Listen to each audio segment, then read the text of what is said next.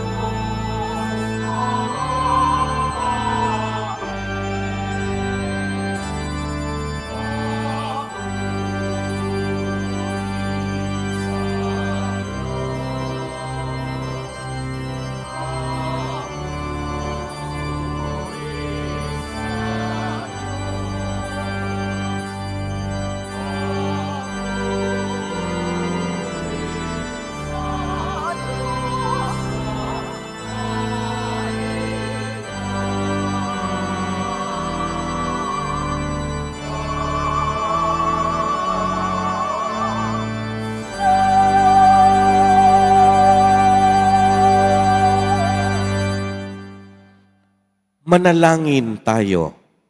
Ama naming makapangyarihan, niloob mong ang iyong salita na ibinalita ng anghel ay maging taong totoo sa sinapupunan ng mahal na birhen. Ipagkaloob mong kaming sumasampalatayang siya'y ina ng Diyos, ay matulungan niyang dumalangin sa iyo sa pamamagitan ni Jesucristo, kasama ng Espiritu Santo, magpa sa walang hanggan. Amen. Magsiupo muna po ang lahat. Pagbasa mula sa aklat ni Propeta Isaías. Noong mga araw na iyon, ipinasasabi ng Panginoon kay Akas, "Humingi ka sa akin ng palatandaan, maging sa kalaliman ng Siyol o sa kaitaasan ng langit." Sumagot si Akas, "Hindi po ako hihingi. Hindi ko susubukin ang Panginoon." Sinabi ni Isaías, "Pakinggan mo, sambahayan ni David. Kulang pa ba na galitin ninyo ang mga tao na pati ang aking Diyos ay inyong niyayamot? Kaya nga't ang Panginoon na rin ang magbibigay ng palatandaan. Maglilihi ang isang dalaga at manganganak ng lalaki, at ito'y tatawaging Emmanuel." Ang salita ng Diyos. Salamat sa Diyos.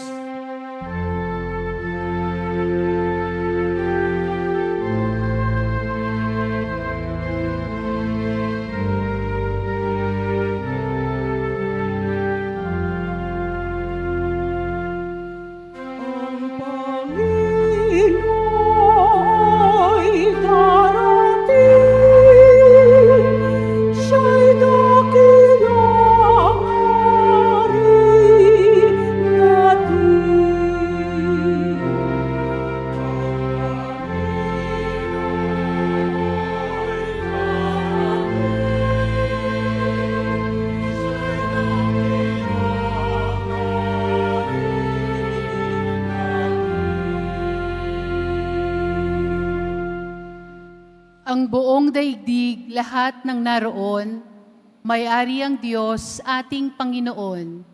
Ang mundo'y natayo at yaong sandigay, ilalim ng lupa, tubig, kalaliman.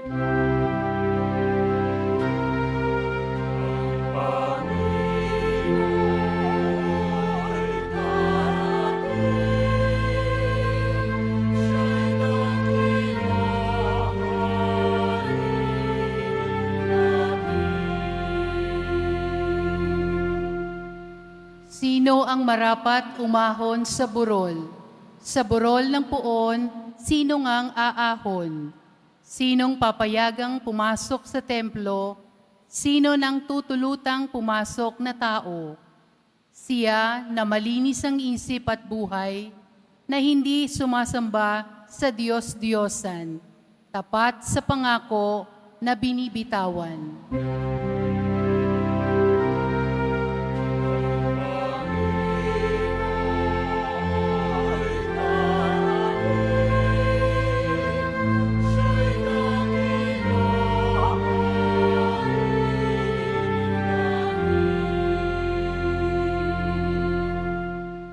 Ang Panginoong Diyos, pagpapalain siya, ililigtas siya at pawawalang sala.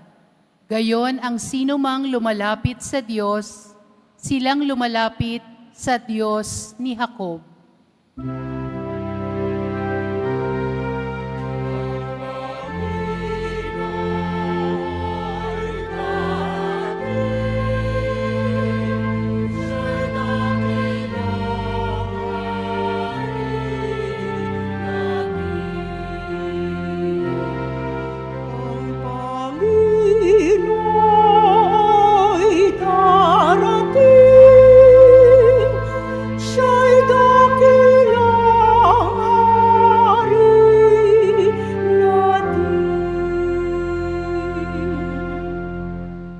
Magsitayo na po ang lahat.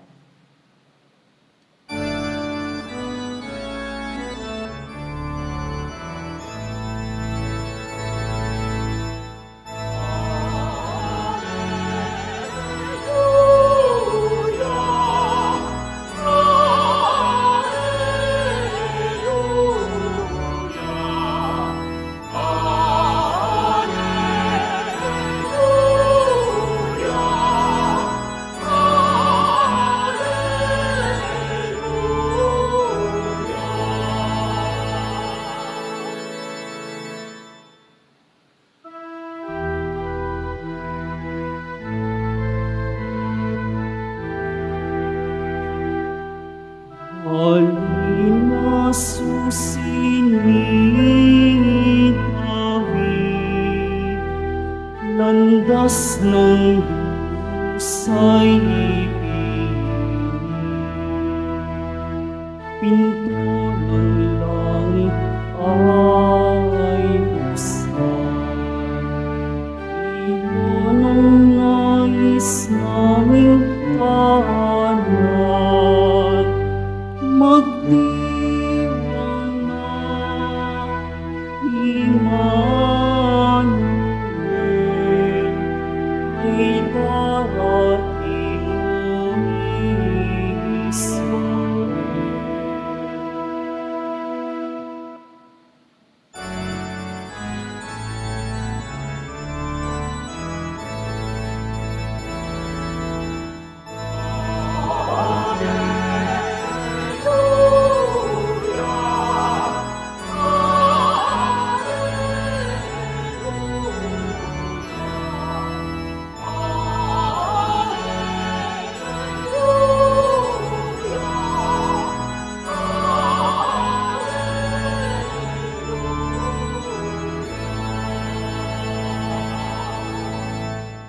Sumainyo ang Panginoon.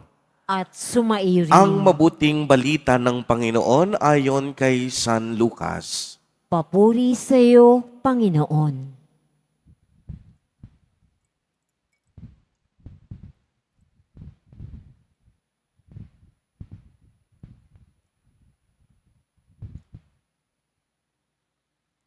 Nang ika-anim na buwan na ng pagdadalang tao ni Elizabeth, ang Anghel Gabriel ay sinugo ng Diyos sa Nazareth, Galilea, sa isang dalaga na ang pangalan ay Maria. Siya'y nakatakdang ikasal kay Jose, isang lalaki buhat sa lipi ni Haring David.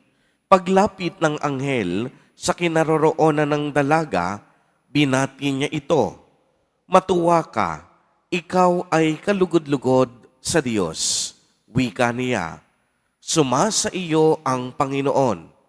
Naguluminahan si Maria sa gayong pangungusap at inisip niyang mabuti kung ano ang kahulugan niyon. Kaya't sinabi sa kanya ng anghel, "Huwag kang matakot, Maria, sapagkat kinalulugdan ka ng Diyos. Makinig ka, ikaw ay maglilihi at manganganak ng isang lalaki, at siya'y tatawagin mong Jesus. Magiging dakila siya at tatawaging anak ng kataas-taasan. Ibibigay sa kanya ng Panginoong Diyos ang trono ng kaniyang amang si David. Maghahari siya sa angkan ni Jacob magpakailanman, at ang kaniyang paghahari ay walang hanggan." "Paanong mangyayari ito, gayong ako'y dalaga?" tanong ni Maria. Sumagot ang anghel, "Bababa sa iyo ang Espiritu Santo at ililiman ka ng kapangyarihan ng kataas-taasan. Kaya't banal ang ipanganganak mo at tatawaging anak ng Diyos. Natatandaan mo ba ang iyong kamag-anak na si Elizabeth? Alam ng lahat na siya ay baog, ngunit naglihi siya sa kabila ng kaniyang katandaan, at ngayoy ika-6 na buwan na ng kaniyang pagdadalang tao, sapagkat walang hindi mapangyayari ang Diyos." Sumagot si Maria, "Ako'y alipin ng Panginoon. Mangyari sa akin ang iyong sinabi." At nilisan siya ng anghel. Ang mabuting balita ng Panginoon. Pinupuri ka namin, Panginoong Hesukristo. Magsiupo muna po ang lahat. Magandang umaga po sa inyong lahat, mga kapatid kay Kristo. Sa lahat po ng ating mga taga-subaybay sa iba't ibang online platforms at sa lahat ng ating mga kadiboto sa iba't ibang panig ng Pilipinas at maging sa buong mundo kung saan tayo ay naaabot ngayon ng ating live streaming. Mapayapang umaga din po sa inyong lahat. Purihin at dakilain natin ang ating Panginoon, ang mahal na poong Jesus Nazareno. Mga kapatid kay Kristo at mga kadiboto, malugod po namin kayong tinatanggap sa Basilica Minor at Pambansang Dambana ni Jesus Nazareno. Tayo po ngayon ay nasa ikalimang araw ng Misa de Aguinaldo at tunay nga pong sa bawat araw tayo ay lubusang nananabik para sa pagdiriwang ng dakilang kapistahan ng kapanganakan ng ating tagapagligtas, ang ating Nuestro Padre, Jesus Nazareno. Kaya nga tayo ay nasa mga ginintoang araw na, sapagkat tayo'y nasa kalagitnaan na ng ating paghihintay at narinig natin sa ating ebanghelyo ang pagbati ng anghel kay Maria. At tunay ngang si Jesus Nazareno nasa sinapupunan na ng ating mahal na ina. Kaya't palakpakang muli natin ang ating Nuestro Padre, Jesus Nazareno. Dahil sa kabutihang loob ng Diyos, tayong lahat ay pinangakuan niya ng kaligtasan at kaginhawahan sa ating buhay. Alam po ninyo kung ating pagninilayan, ang atin pong buhay bilang mga tao, madalas nakakalito. Minsan magulo at marami ang walang kasiguraduhan. Dumadating talaga ang panahon na mangyayari sa ating buhay ang mga kaganapan na hindi madaling intindihin. Madalas, mapapaisip tayo dahil talawas ito sa ating mga inaasahan. Nangyari din po ito sa ating mahal na ina. Siya po ay isang simpleng babae. May simpleng plano. May simpleng pangarap sa buhay. At ang nais niya, pakasalan ang kaniyang kasintahan na si San Jose at bumuo ng simple at mabuting pamilya. Subalit narinig natin ang pagdalaw ng Anghel Gabriel. Dala-dala ang mabuting balita ng kaligtasan. Kaya naman, kung inyong mapapansin, si Maria naguluhan at tila baga na bagabag. Sino naman po ba ang hindi magugulat kung ikaw ay isang dalaga at makatanggap ka ng balita na ikaw ay maglilihi at manganganak ng isang lalaki, at hindi lang basta lalaki, kung hindi magiging dakila sa sanlibutan. Sa palagay mo ba, hindi ka magugulat? Lalo pang naguluhan si Maria nang sabihin ng anghel na ang kaniyang magiging pagbubuntis ay sa pamamagitan ng Espiritu Santo. At dahil sa Espiritu Santo, ito ay kaniyang ipapanganak at tatawaging anak ng kataas-taasang Diyos. Aba, hindi madaling intindihin agad-agad ang balitang ito ng anghel. Paano na ngayon ang plano ni Maria?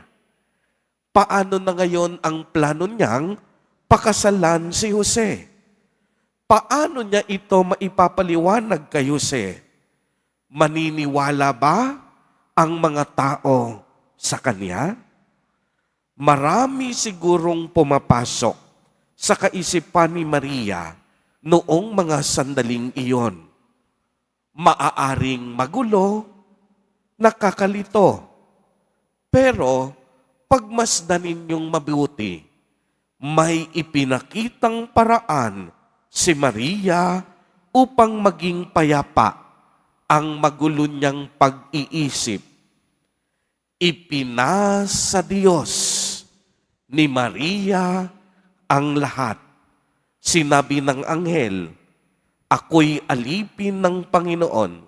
Ito yung sinabi niya sa anghel, ako'y alipin ng Panginoon.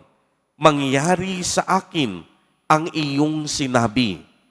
Maaaring hindi niya lubusan pa talagang naiintindihan ang kaniyang narinig at lalong hindi niya alam kung ano ang mangyayari sa darating na bukas. Maaaring maraming nabuong tanong sa kaniyang puso at kalooban. Pero sa pagkakataong ito, isa lang ang maliwanag kay Maria. Kasama niya ang Diyos sa paghahanap niya ng kasagutan at kaayusan sa kaguluhan ng kanyang kaisipan. Uulitin ko po, sa mga sandaling iyon, bagamat magulo sa pag-iisip ni Maria, ang maraming pwedeng mangyari, iisa lang ang kinapitan niya. Kasama niya ang Diyos sa paghaharap ng kasagutan at kaayusan sa kaguluhan ng kanyang isipan. Ipinasa Diyos niya ang magulo at malabo. Ipinasa niya sa Diyos upang magkaroon siya ng pag-asa at lakas ng loob na maintindihan ang lahat. Kaya nga bagamat may sarili siyang plano at sariling pangarap, anong ginawa ni Maria?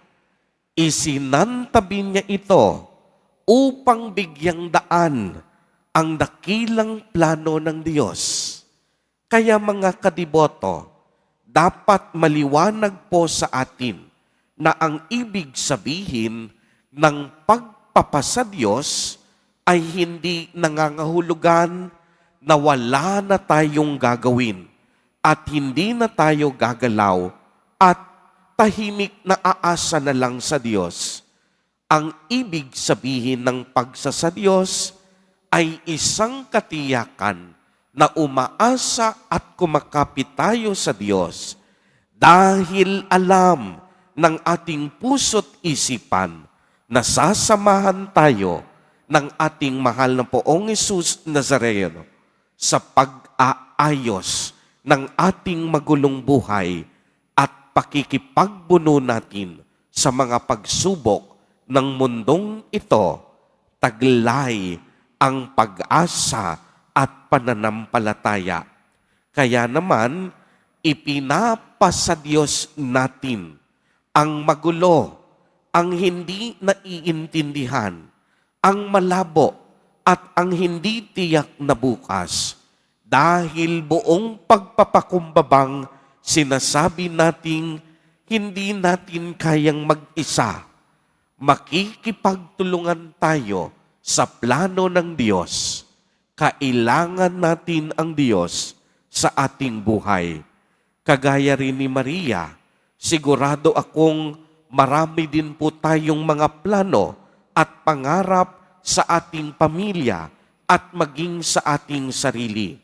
Subalit ang katanungan, handa rin ba tayong isuko ang mga ito kung sakaling tawagin tayo ng Diyos upang maglingkod sa Kaniyang ubasan? Handa rin po ba tayong kalimutan ang ating mga sarili upang maging instrumento tayo, kagaya ni Maria, sa pagpapalaganap ng mabuting balita ng kaligtasan? Handa ba nating ibaba ang ating mga sarili at ipagpaubaya sa Diyos ang lahat ng kaganapan sa ating buhay? Mga kapatid kay Kristo, sa pagpapatuloy natin ng banal na Eucharistia, naway harapin natin ang hindi tiyak na bukas ng buong tatag at buong lakas, kahit anuman ang dumating, hindi tayo bibitiw at bibitaw sa ating paninindigan na kasama natin ang Diyos kailanman. Emmanuel, sa bawat sandali, sa bawat nating paghinga, kasama natin si Jesus Nazareno. Dahil alam ng puso natin, kailanman hindi tayo pababayaan ng Diyos. Ito ang pinanghawakan ni Maria upang matupad ang kagustuhan ng Diyos. Kapiling, kasama natin ang Diyos. Ipasa Diyos natin ang lahat ng ating mga pag-aalinlangan at kaguluhan, at tiyak yon, makakamit natin ang tunay na kapanatagan at kapayapaan ng ating kalooban. Amen. Purihin at dakilain natin ang ating Panginoon, ang mahal na poong Jesus Nazareno. Magsitayo na po ang lahat.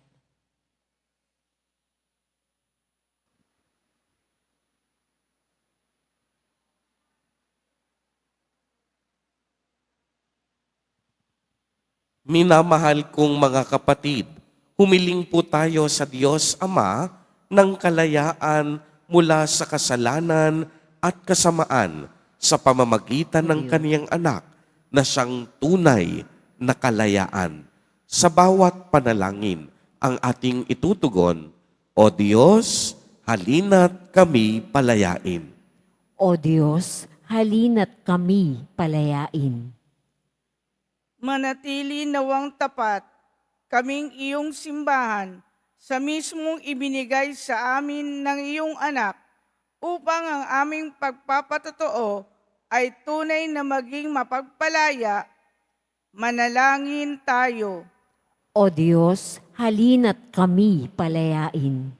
Palayain nawa ng mga lingkod bayan ang mga nangangailangan ng kalayaan sa pamamagitan ng kanilang katapatan sa iyong kalooban. Manalangin tayo. O Diyos, halina't kami palayain.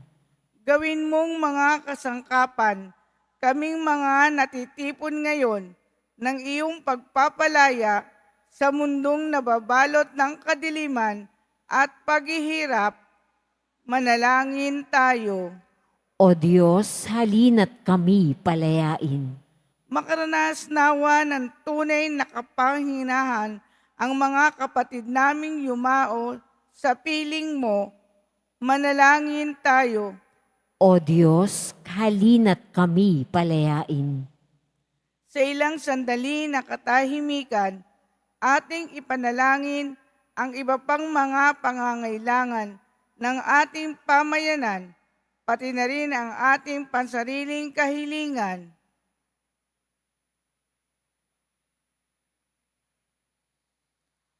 Manalangin tayo. O Diyos, halina't kami palayain. Isama po natin sa ating mga panalangin ang mga kapatid at kadiboto natin na nagdiriwang ng kanilang kaarawan sa araw na ito. Ang mga mag-asawang nagdiriwang ng anibersaryo ng kanilang mga kasal, ang mga kaibigan at kamag-anak natin na may sakit at may malubhang karamdaman, gayon din ang mga pamilyang nagugutom at walang makain, naway ingatan, patnubayan, at basbasan silang lagi ni Jesus Nazareno. Manalangin tayo. O Diyos, halina't kami palayain. Diyos naming Ama, halina't kami ay palayain. Makita nawa namin ang iyong anak bilang tanging daan tungo sa iyong paghahari. Hinihiling namin ito sa pamamagitan ni Kristo na aming Panginoon. Amen. Magsiupo mo na po ang lahat.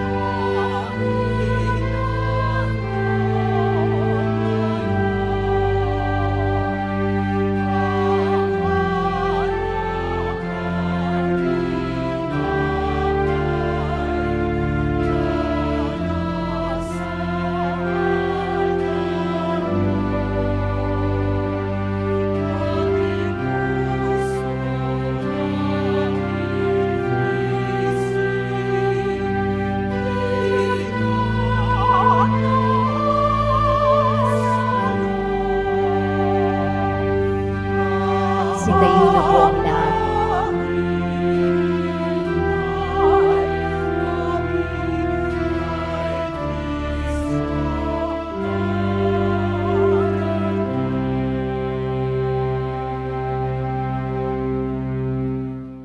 Manalangin kayo mga kapatid upang ang paghahain natin ay kalugdan ng Diyos amang makapangyarihan. Tanggapin nawa ng Panginoon itong paghahain sa iyong mga kamay sa kapurihan niya at karangalan sa ating kapakinabangan at sa buong sambayanan niyang banal. Ama naming lumikha, ang mga alay naming nakahain sa iyong dambana ay pabanalin nawa ng paglukob ng banal na Espiritu na pumuspo sa sinapupunan ng mahal na Birheng Maria upang magdalang tao at magsilang sa iyong anak na siyang namamagitan kasama ng Espiritu Santo magpa sa walang hanggan. Amen. Sumainyo ang Panginoon. At sumairin. Itaas sa Diyos ang inyong puso at diwa. Itinaas na namin sa Panginoon. Pasalamatan natin ang Panginoong ating Diyos. Marapat na siya ay pasalamatan. Ama naming makapangyarihan, tunay ngang marapat na ikaw ay aming pasalamatan sa pamamagitan ni Jesucristo na aming Panginoon. Ang pagsusugo mo sa Kanya ay ipinahayag ng lahat ng mga propeta. Ang pagsilang niya'y pinananabikan ng mahal na Birheng kaniyang inang tunay sa kapangyarihan ng Espiritong Banal. Ang pagdating niya'y inilahad ni San Juan Bautista sa kaniyang pagbibinyag. Ngayong pinaghahandaan namin ang maligayang araw ng kaniyang pagsilang. Kami nananabik at nananalangin lubos na makaharap sa kaniyang kadakilaan. Kaya kaisa ng mga anghel na nagsisiawit ng papuri sa iyo, nang walang humpay sa kalangitan, kami nagbubunyi sa iyong kadakilaan.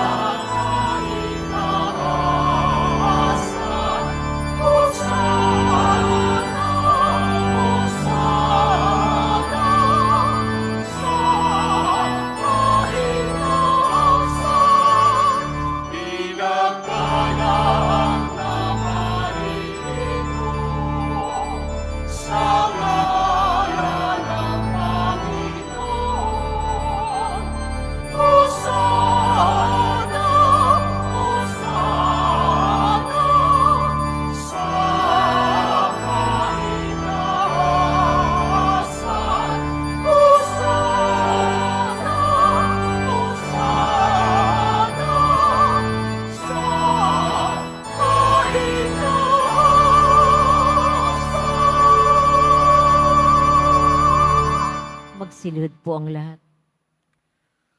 Ama naming banal, ikaw ang bukal ng tanang kabanalan, kaya't sa pamamagitan ng iyong Espiritu ay gawin mo pong banal ang mga kaloob na ito upang para sa amin ay maging katawan at dugo ng aming Panginoong Hesukristo. Bago niya pinagtiis ang kusang loob na maging handog, hinawakan niya ang tinapay, pinasalamatan kaniya, pinagati-hati niya iyon, iniabot sa kaniyang mga alagad at sinabi, "Tanggapin ninyong lahat ito at kanin. Ito ang aking katawan na ihahandog para sa inyo."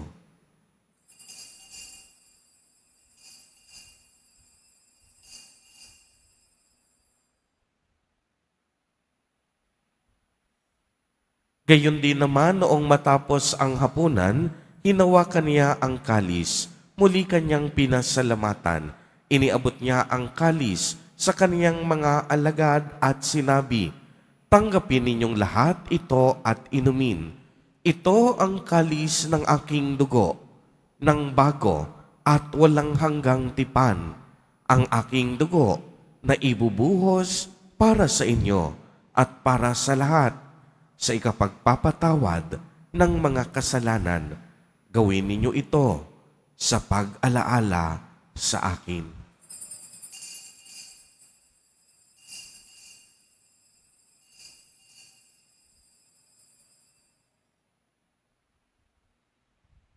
Magsitayo na po ang lahat. Ang misteryo ng pananampalataya.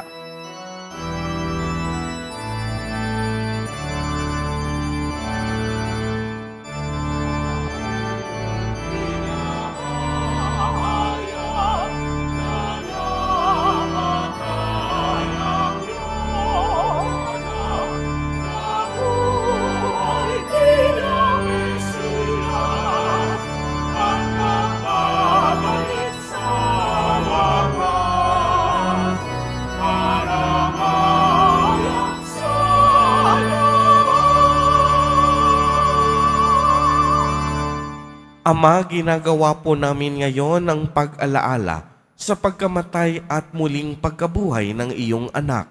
Kaya't iniaalay namin sa iyo ang tinapay na nagbibigay buhay at ang kalis na nagkakaloob ng kaligtasan. Kami po'y nagpapasalamat dahil kami iyong minarapat na tumayo sa harap mo para maglingkod sa iyo. Isinasamo namin na kaming magsasalo-salo sa katawan at dugo ni Kristo ay mabuklod sa pagkakaisa sa pamamagitan ng Espiritu Santo. Ama, lingapin mo ang iyong simbahang laganap sa buong daigdig. Puspusin mo kami sa pag-ibig kay isa ni Francisco na aming Santo Papa at ni Jose na aming Obispo at ng Tanang Kaparian. Alalahanin mo rin ang mga kapatid naming nahimlay nang may pag-asang sila'y muling mabubuhay, gayon din ang lahat ng mga pumanaw. Kaawaan mo po sila at patuloyin sa iyong kaliwanagan. Kaawaan mo at pagindapatin kaming lahat na makasalo sa iyong buhay na walang wakas, kaisa ng mahal na Birheng Maria na Ina ng Diyos, ng kabiyak ng puso niyang si San Jose, kaisa ng mga apostol at ng lahat ng mga banal na namuhay dito sa daigdig ng kalugod-lugod sa iyo, maipagdiwang nawa namin ang pagpupuri sa ikararangal mo sa pamamagitan ng iyong anak na aming Panginoong Hesukristo. Sa pamamagitan ni Kristo, kasama niya at sa Kaniya, ang lahat ng parangal at papuri ay sa iyo, Diyos amang makapangyarihan, kasama ng Espiritu Santo, magpa sa walang hanggan.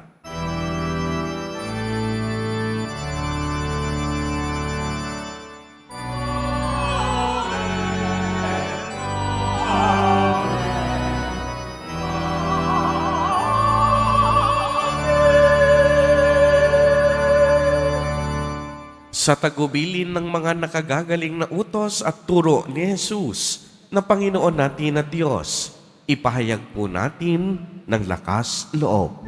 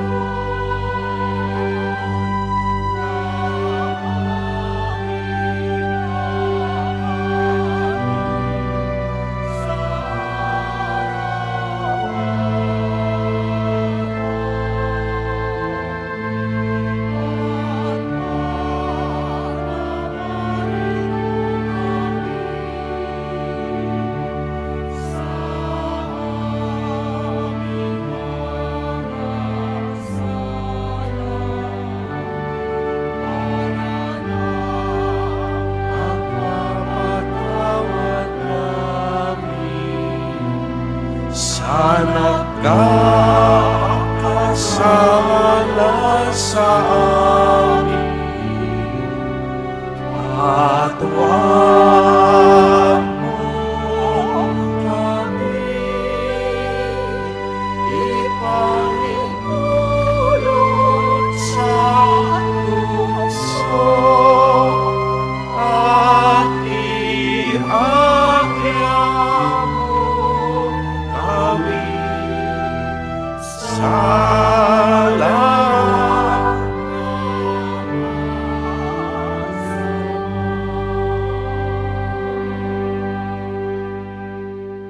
Hinihiling po namin na kami iadya sa lahat ng masama, pagkalooban ng kapayapaan araw-araw, iligtas sa kasalanan at ilayo sa lahat ng kapahamakan, samantalang aming pinananabikan ang dakilang araw ng pagpapahayag ng tagapagligtas naming si Hesukristo. Sapagkat iyo ang kaharian at ang kapangyarihan at ang kapurihan magpakailanman. Amen. Panginoong Hesukristo, sinabi mo sa iyong mga apostol, kapayapaan ang iniiwan ko sa inyo, ang aking kapayapaan ang ibinibigay ko sa inyo. Tunghayan mo ang aming pananampalataya at huwag ang aming mga pagkakasala. Pagkalooban mo kami ng kapayapaan at pagkakaisa ayon sa iyong kalooban, kasama ng Espiritu Santo, magpa sa walang hanggan. Amen. Ang kapayapaan ng Panginoon ay laging sumainyo. At sumairin. Magbigayan po tayo ng kapayapaan sa isa't isa.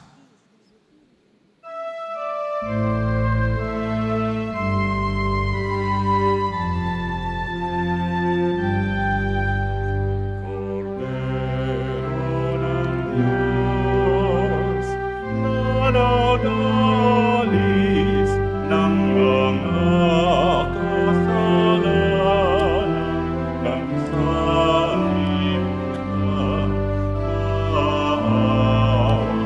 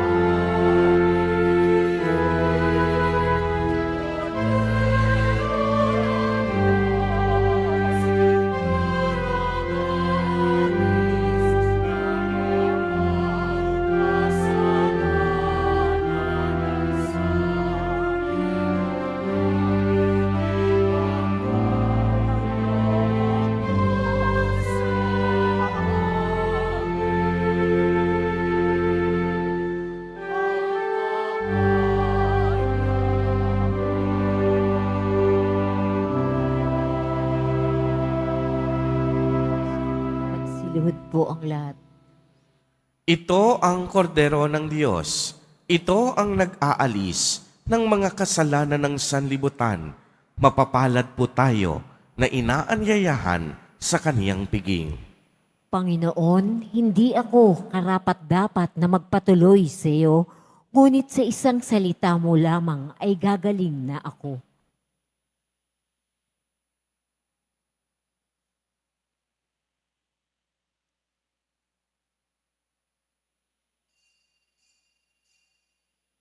Para sa lahat ng tatanggap ng banal na komunyon, sasagot po tayo ng amen pagkasabi ng pari o lay minister ng katawan ni Kristo at isubo agad sa bibig bago umalis sa harapan ng pari o lay minister. Sumunod po tayo.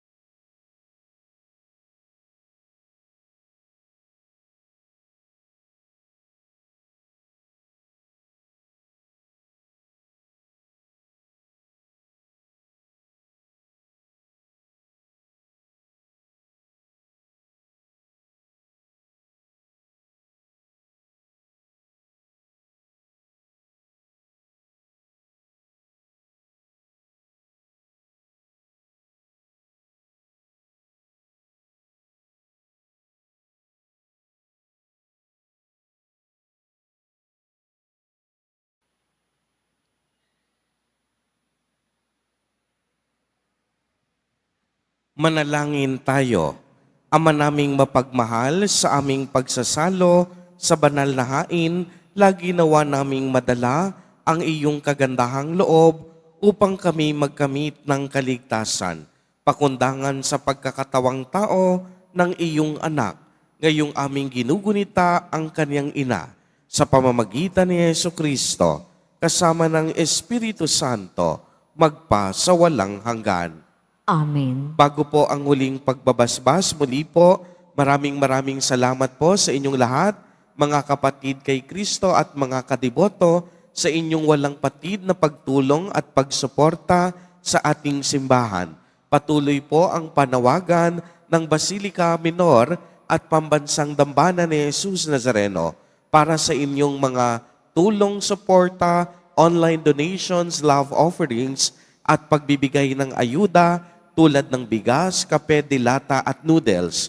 Ang inyong mga ibinabahagi dito ay siya namang ating iniaabot sa ating mga kapatid na masigit na nangangailangan, mga kadiboto na naging biktima ng iba't ibang sakuna at trahedya.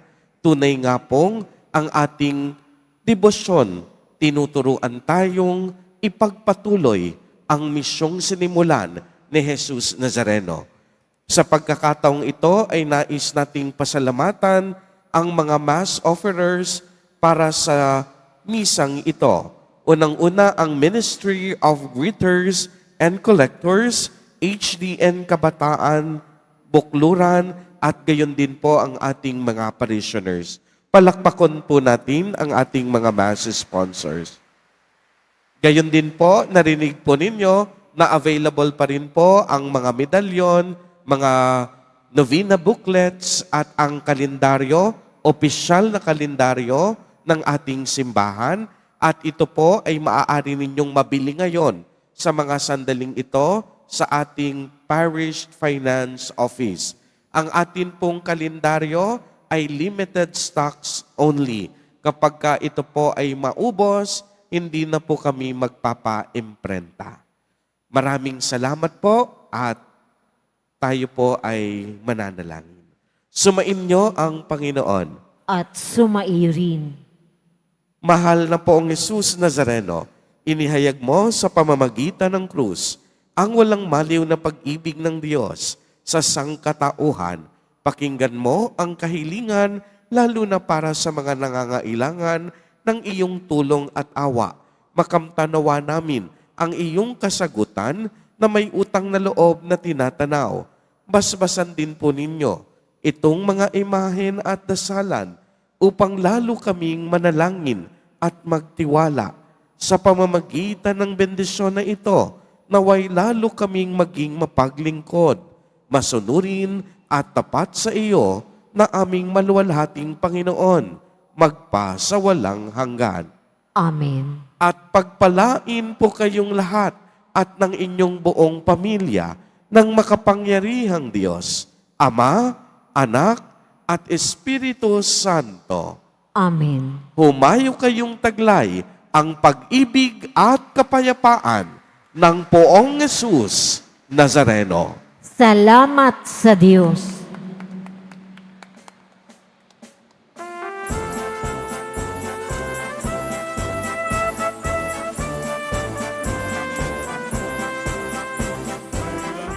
Na nagsimoy ng hangin, tayo na at magsimbang gabi.